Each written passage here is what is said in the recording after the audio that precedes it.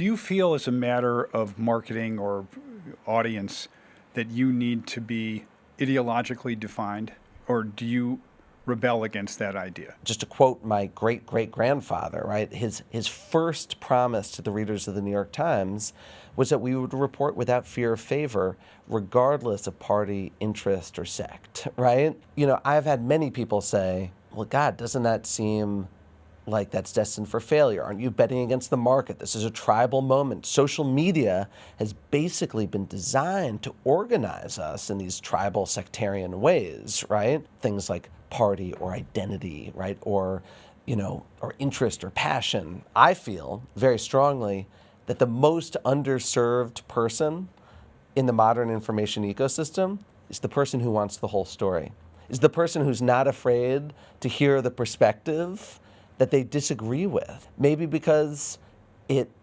gets them to think differently. Maybe just because it makes their own arguments better. But, you know, the person who's just curious. One of the things that distinguishes New York Times readers, right, far more than, you know, income, ideology, or identity, or geography, right, our fastest growing regions of readership and subscribers is the Midwest and the South, right? So there's like, you know, and rural communities have been growing fast. What distinguishes them more than any of those things is curiosity, a willingness to be challenged. And so there's this very charming thing.